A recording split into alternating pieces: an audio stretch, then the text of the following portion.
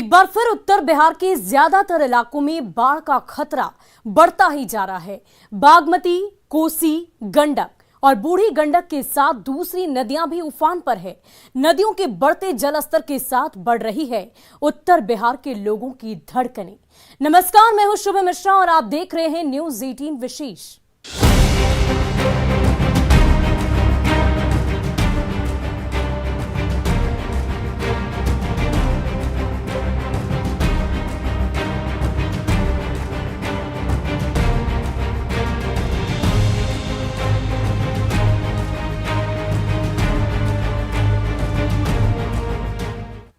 और बिहार में आफत की आहट हो चुकी है। लगातार हो रही बारिश से नदियां उफान पर है। नेपाल में भी जोरदार बारिश हो रही है और गंडक का जल स्तर बढ़ता ही जा रहा है। बरस रहा है आसमान,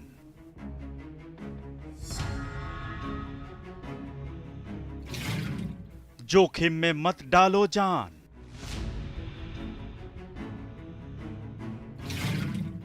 नदियों की बढ़ रही है धार,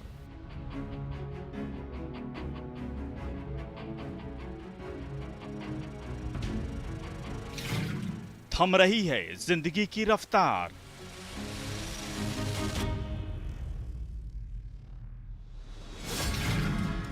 पानी में समा रहे हैं मकान,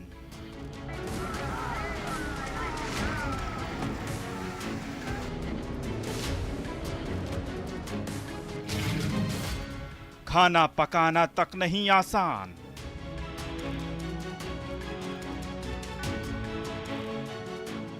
हम लोग का बाल बच्चा सब जो है भूखे रह जाता।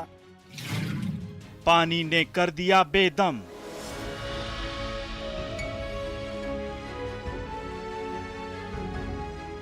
क्या खाएगा, क्या माल मवेशी सब मर रहा है। सब कुछ हो गया जलमग्न।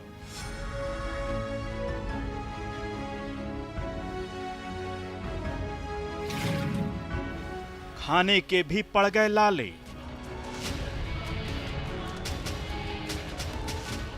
बच्चा का तकलीफ है खाने पीने लिए। बच्चों की भूख से रो रहे घर वाले।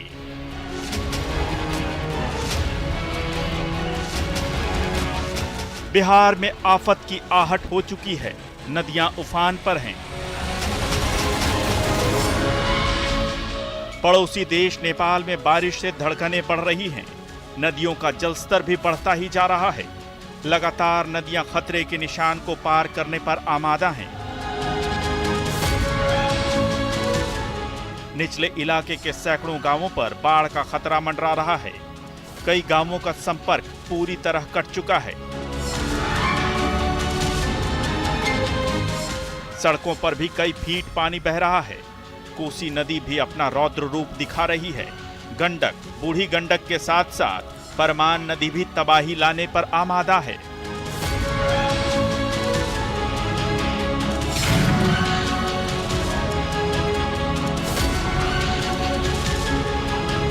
और बागमती के बढ़ते जल स्तर के साथ खगड़िया में लोगों की धड़कनें भी बढ़ने लगी है। नदी की धारा सब कुछ मिटा देने पर आमदा है। लोगों के आशियाने तो नदी की धारा में समा ही रहे हैं। साथ ही साथ नदी की धारा में स्कूल की बिल्डिंग भी समा रही है। बागमती की धारा का कटाव बच्चों के भविष्य के लिए अब खतरा बनता जा रहा है। बागमती नदी बरपा रही कहर।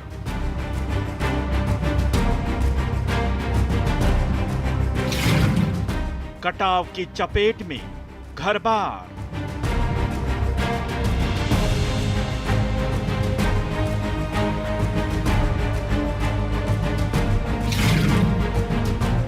स्कूल पर भी मंडरा रहा खतरा।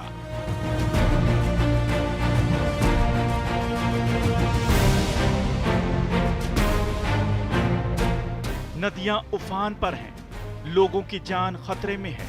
घर, मकान, खेत खलिहान सब के सब नदी में समा रहे हैं। बढ़ता जलस्तर गरीबों का आशियाना तो लील ही रहा है। बच्चों का भविष्य संवारने वाले स्कूल पर भी खतरा मंडरा रहा है। खगड़िया चौथम प्रखंड के अग्रहण गांव की ये तस्वीर देखिए।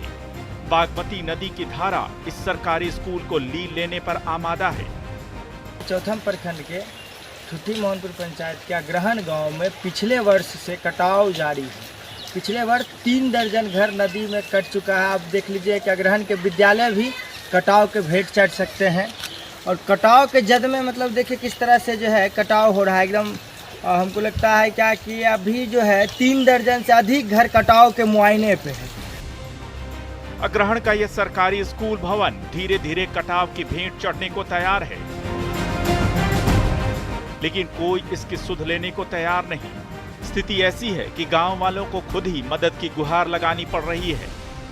विद्यालय देख रहे हैं, विद्यालय जो है ये विद्यालय भी कटा मुआवजे पर है, मुआयने पर है। अगर विद्यालय कट जाएगा तो बताइए, यहाँ पे सभी गरीब आदमी रहते हैं, बच्चे लोग सब स्कूल जाते हैं पढ़ने के लिए। तो हमारे गरीब आदमी है तो हम सरकारी स्कूल में उन बच्चों को पढ़ाएंगे। अगर हमको स्कूल कट जाता है तो बताइए हमारे बच्चे लोग कहाँ पढ़ने के लिए जाएंगे। हम यही कहना चाहते हैं सरकार से या जिला अधिकारी से, हम यही कहना चाहते हैं कि से हमारे गांव का स्थिति आकर के देखिए। बागमती नदी एक के बाद एक कई घरों को अपनी जद में ले चुकी है। कई लोगों ने अपने आशियाने को जमींदोज कर दूसरी जगह ठिकाना बना लिया है। पिछले साल भी इस गांव में 3 दर्जन से ज्यादा घर कटाव की भेंट चढ़ गए थे। इस बीच कटाव को रोकने के काम तो हुए, लेकिन ये नाकाफी साबित हो रहे हैं।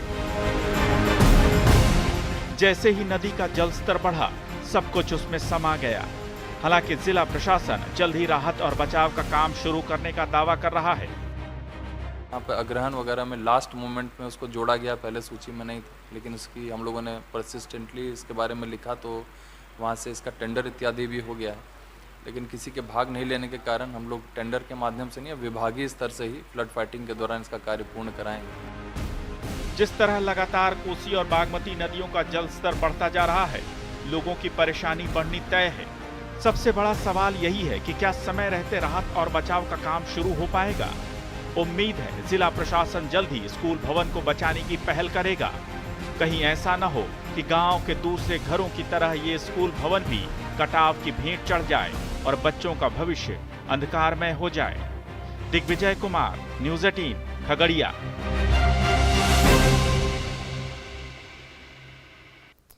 और चलिए अब आपको भागलपुर की वो भयावह तस्वीर दिखाते हैं जहां कोसी नदी की बौराई धारा सब कुछ लीलने पर आमदा हो गई है। सड़क और गलियां डूबती जा रही है। मकान के मकान सेकंडों में धाराशायी होते जा रहे हैं। तबाही और बर्बादी की बाढ़ घर और गृहस्थी बहा ले जा रही है। कटाव पीड़ित ग्रामीण अपने हाथों से अपने आशियाने को तोड़ने को मजबूर हैं ताकि उन टुकड़ों को जोड़कर कहीं और फिर से छत खड़ी कर सके।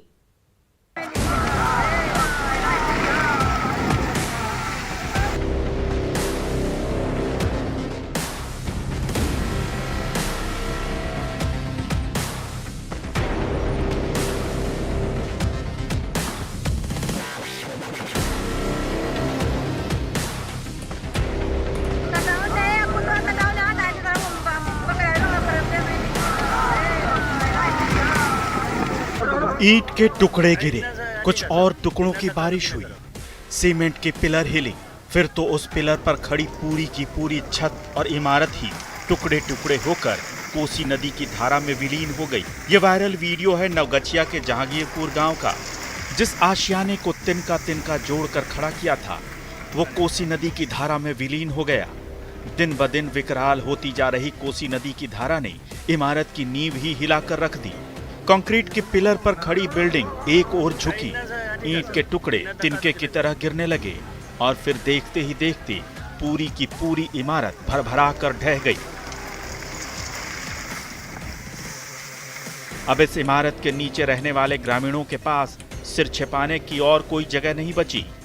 जो घर बचे रह गए, उन घरों को छोटे छोटे बच्चे अपने हाथों से तोड़ रहे हैं।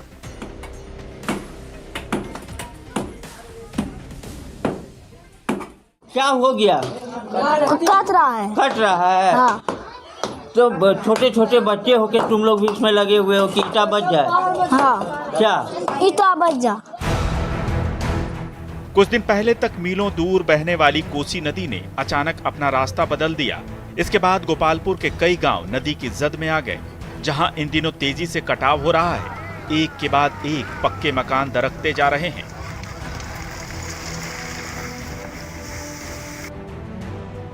कोसी नदी के रौद्र रूप से परेशान कटाव पीड़ित ग्रामीण अपने हाथों से अपने घरों की एक एक ईंट अलग कर रहे हैं ताकि उन ईंटों को फिर से जोड़कर कहीं दूर नया घरौंदा खड़ा किया जा सके।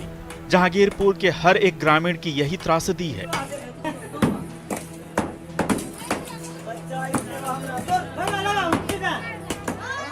कहाँ जाएगा ये ईटा? चल जाएगा, इसीलिए बचा रहे हैं उसको। हाँ। क्या नाम हुआ? सालन। आप देख सकते हैं कि बच्चे भी जो है इस काम में लगे हुए हैं और लगातार जो है घर तोड़ने का काम किया जा रहा है। कोसी नदी के बाढ़ और कटाव से परेशान ग्रामीण अपने अपने घर पर खुद ही हथौड़ा चलाने को मजबूर हैं, क्योंकि जल्द से जल्द अगर आशियाने के टुकड़े टुकड़े नहीं किए तो विकराल होती कोसी नदी की धारा उसे अपनी आगोश में ले लेगी। आशीष रंजन, न्यूज़ 18, भागलपुर।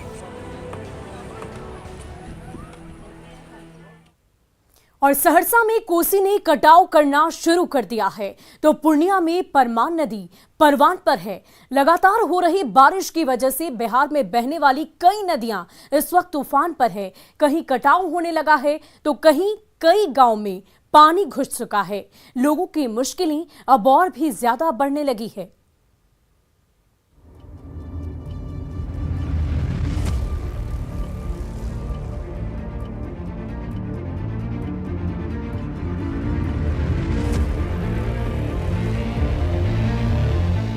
नेपाल में हो रही बारिश से सहरसा में होती बर्बादी देखिए। कोसी की उफनती धारा ने सलखुआ प्रखंड के बगेवा गांव सहित कई गांवों में कटाव करना शुरू कर दिया है।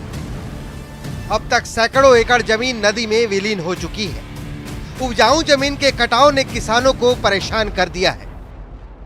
हम लोग का पूरे जो है परिवार का भरण पोषण इसी से चलता है, लेकिन सरकार की ओर से कोई मदद मिलने की गुंजाइश नहीं। इसीलिए हम लोग दर दर ठोकर खा, ना कोई ऊंचा स्थान मिले, न सरकार की ओर से कोई राहत मिल रही है। पूर्णिया की तस्वीर तो और डराने वाली है। अमौर प्रखंड में परमान नदी पूरे परवान पर है। नदी की धारा में कैसे एक पुल ध्वस्त हो गया आप भी देखिए। बड़ा ईदगाह पंचायत के हक्का में बने इस पुल से हर रोज 5000 से ज्यादा लोग आते जाते थे, जिसके लिए अब आने जाने का रास्ता नहीं बचा। अब जरा पूर्णिया में परमान का कहर देख लीजिए।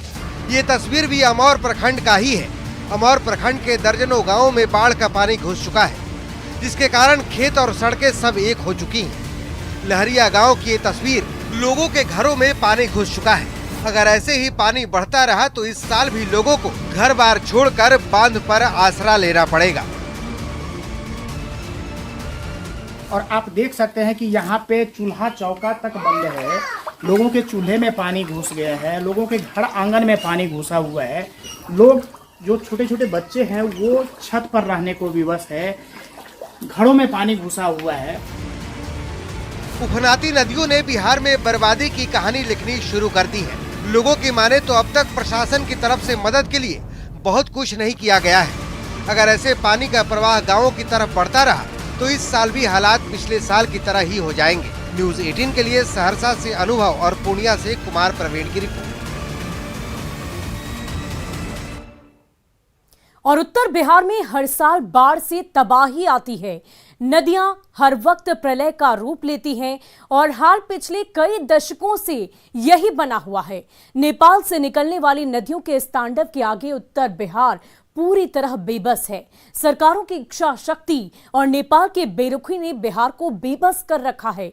आइए आपको बताते हैं नेपाल से निकलकर कौन कौन सी नदियां हर साल उत्तर बिहार में तबाही मचाने पर आमदा होती है।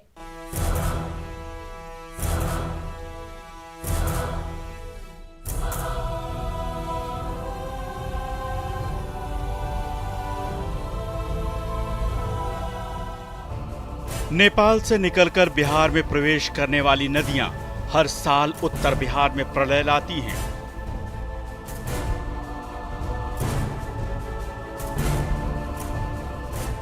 कई दशक बीत जाने के बाद भी अब तक न तो केंद्र सरकार कुछ खास कर सकी है, न ही राज्य सरकार के कोई कदम प्रभावी हुए हैं। आइए जानते हैं कि नेपाल चीन से निकलने वाली वो कौन सी नदियां हैं जो हर साल बिहार को डुबो देती हैं।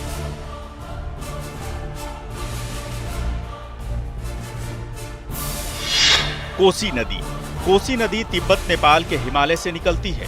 ये नेपाल के हनुमान नगर के रास्ते बिहार के पूर्णिया से होते हुए कटिहार के कुर्सेला में गंगा में मिल जाती है। इसे बिहार का शोक भी कहते हैं क्योंकि हर साल सबसे ज्यादा तबाही यही नदी लेकर आती है।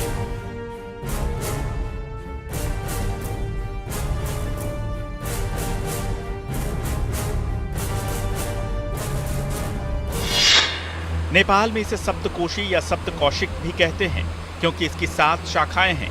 इसमें चीन और तिब्बत से निकलने वाली नदियां भी मिलती हैं। तेज धारा के कारण ये नदी अपना मार्ग बदलने के लिए बदनाम है। इस कारण पिछले 200 सालों में ये नदी पूर्व से पश्चिम की तरफ करीब 150 किलोमीटर रास्ता बदल चुकी है। हर साल आने वाली भीषण बाढ़ के कारण इसे बिहार का शोक भी कहा जाता है। कोसी नदी की कुल लंबाई 720 किलोमीटर है। गंडक नदी। गंडक नदी तिब्बत के धौलागिरी से शुरू होती है, फिर नेपाल के त्रिवेणी कस्बे के जरिए बिहार में प्रवेश करती है और हाजीपुर के पास गंगा नदी में मिल जाती है।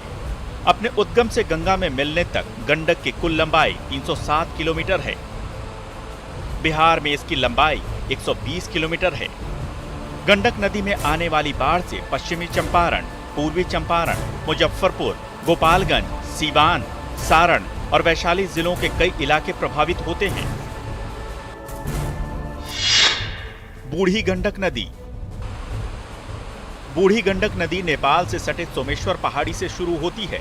इसके बाद पश्चिमी चंपारण के बिशंभरपुर के पास चौतरवा चौर से बिहार में प्रवेश करती है। बिहार में गंडक के समानांतर बहती है। इसमें बाढ़ आने पर पश्चिमी चंपारण, पूर्वी चंपारण, मुजफ्फरपुर, समस्तीपुर और बेगूसराय जिले प्रभावित होते हैं। 320 किलोमीटर के सफर के बाद बूढ़ी गंडक खगड़िया में गंगा नदी में मिल जाती है। बागमती नदी। बागमती नदी नेपाल के शिवपुरी पहाड़ियों से शुरू होती है। इसके बाद सीतामढ़ी के शोरबतिया गांव के रास्ते बिहार में प्रवेश करती है। यह नदी मुजफ्फरपुर, दरभंगा और समस्तीपुर में बहती है। इसके बाद बदला घाट में जाकर यह कोसी नदी से मिल जाती है। ललबकिया और लखनदेई नदियां इसकी शाखाएं हैं। कमला नदी। कमला नदी नेपाल में सिंधुलिया गढ़ी के पास स्थित महाभरता पहाड़ियों से शुरू होती है। यह नदी बिहार के मधुबनी जिले के जयनगर कस्बे से बिहार में प्रवेश करती है। यहीं पर राज्य सरकार ने कमला बैराज बनाया हुआ है। धौला, सोनी, बालन और त्रिशूला इसकी मुख्य शाखाएं हैं। घाघरा नदी। घाघरा नदी की उत्पत्ति नेपाल के नम्पा में हुई है। यह गोपालगंज के रास्ते बिहार में प्रवेश करती है। इसके बाद छपरा में जाकर गंगा नदी में मिल जाती है। Bureau report, news 18।